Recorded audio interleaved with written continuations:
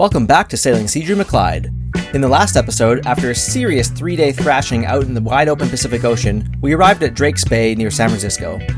After a lovely walk on shore, we all went to bed for a well-needed deep sleep. So let's pick up from there.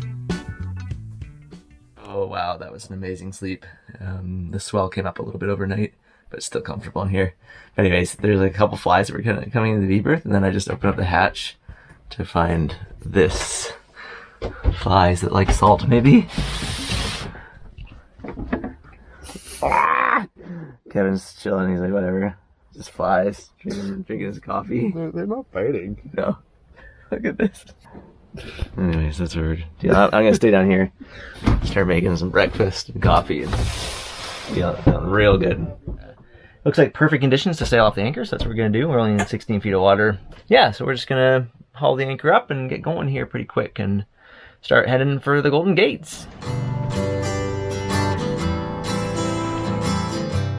All right, we are close hauled with the reef in and the Genoa furled in a little bit. About halfway out of Drake's Bay, halfway to San Francisco. It's a lovely sailing. Pretty blue skies, and it just feels so much more peaceful. Nice seeing land next to us, and it's really nice to be up on deck too. Just sunny enough to need a little sunscreen. Thanks for darling.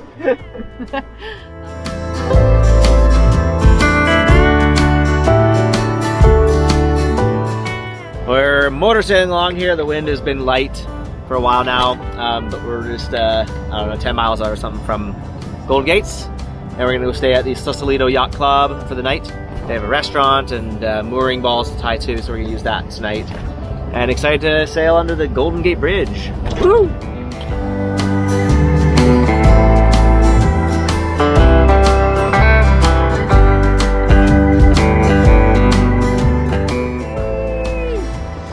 We got the manual whisker pole guy deployed.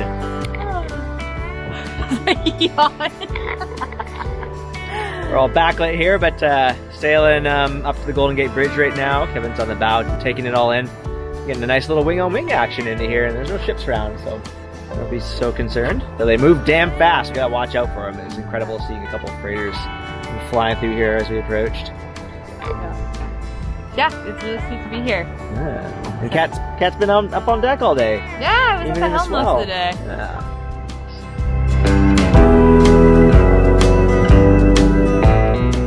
This is so sweet that we got wind to sail into here.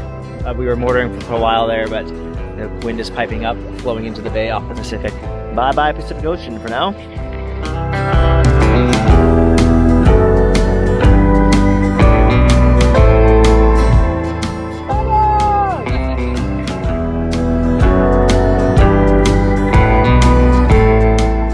Here we are heading out under the gate. Everyone's pretty giddy. Yeah, look at that. It's so cool.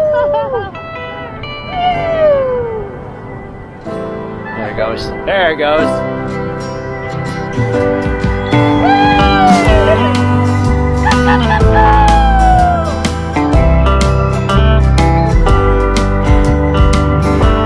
That's pretty surreal.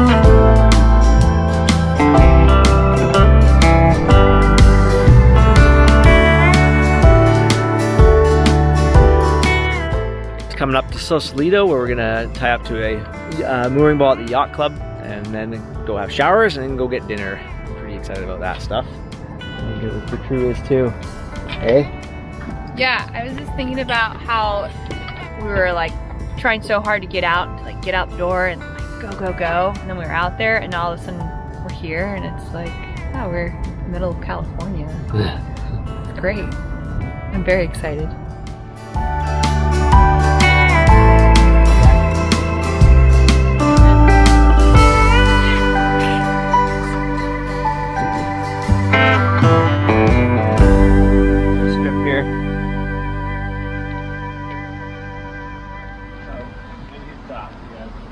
Alright, we're just walking around here in Sausalito, going to grab some food. We had showers at the yacht club.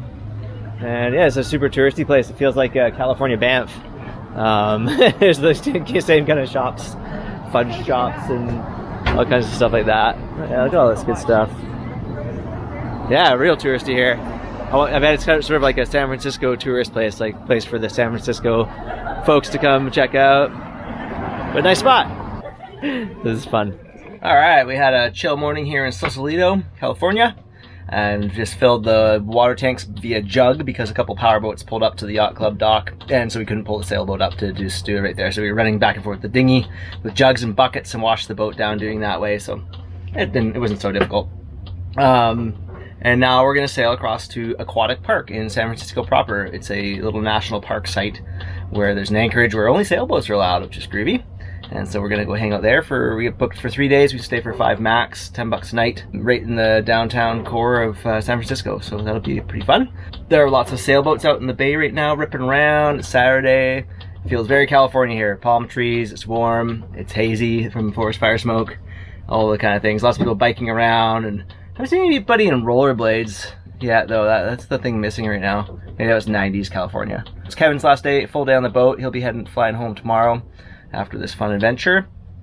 And then Kat and I are gonna hang around San Francisco and just chill, see the sights, look at palm trees, maybe do some rollerblading. You wanna do some rollerblading, Kat? Yeah. Cool, we'll find rollerblades, go rollerblading. So yeah, that's what we're doing.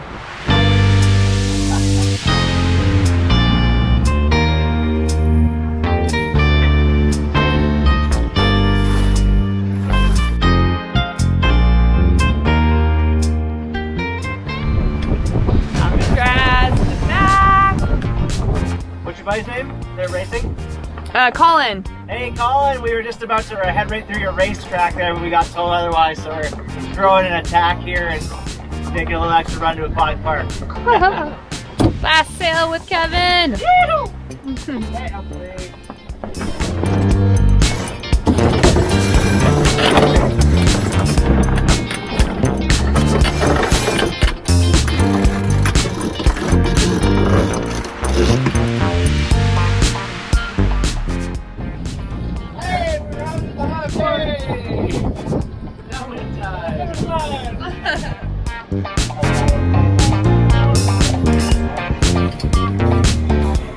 Okay, we're in Aquatic Park. It's pretty cool here. Couldn't get a hold of the park service, so we're gonna find out information later. Anyways, this is neat, weird place, kind of cool. We're in the city.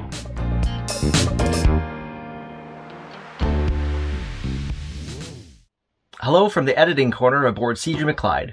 Before we wrap this episode up, we wanted to share a little bit of reflection of what Kat experienced while sailing from Nia Bay to San Francisco. So here you go. So there's really no video footage of me on the second part of this trip. On day 4, I went down to the cabin, and that's where I stayed until we were at Drake's Harbor and safely to shore. I am really grateful for both Trevor and Kevin for their diligence in taking care of me. I wasn't able to eat any food. I was barely keeping water down, but they kept encouraging me to even just put a little bit of water in my mouth. And I made it out all right, but my experience down there was pretty out there. Most of the time I was hallucinating myself on the boat and off the boat. At one point I thought I had put a sea anchor out and had told Kevin that I wanted to make sure that I had attached it to the cleat correctly, and that kind of freaked him out. I told Trevor that I had tried to take in some of the Genoa too, and then my hand stopped working. So after those 2 instances, they told me, like, don't get out of my bunk. Though I did that 2 times too, to go and check in on them, which was a little dangerous. One of my biggest learnings was to take preventative actions towards motion sickness. Prior to the trip, I had only spent 30 days on the sailboat and a brief season of commercial fishing in Southeast Alaska, but I had never really felt swell. And as soon as we were out there in even mellow conditions, I succumbed to being sick, and it took a long time to recover. So in hindsight, I should have taken my medication earlier. I got prescribed the scopolamine patch, and I put it on halfway through our first day, and I think that intensified my hallucinations that I was having, as that is a side effect of it. In the last day, I remember hallucinating that I had gotten off the boat, and then Trevor coming down and calming me as I was screaming and telling me that we were 100 miles from shore. And I thought I might die. That would seem so far away. And it kept happening at 70 miles, at 50 miles, at 20 miles.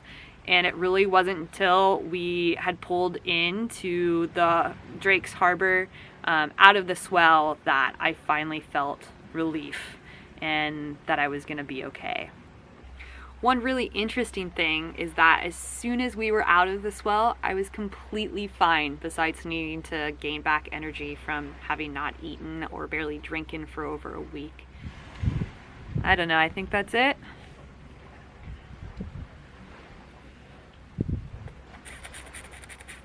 Yeah. Thanks so much for watching this episode of Sailing Seadream of Clyde. If you enjoy these videos, please be sure to hit the like and subscribe buttons, and leave a comment too. We love reading them, and doing so helps get these videos out to a wider audience. If you love these videos, check out our Patreon page via the link below, where you can directly support the making of these videos while also gaining access to additional exclusive content. Bye for now!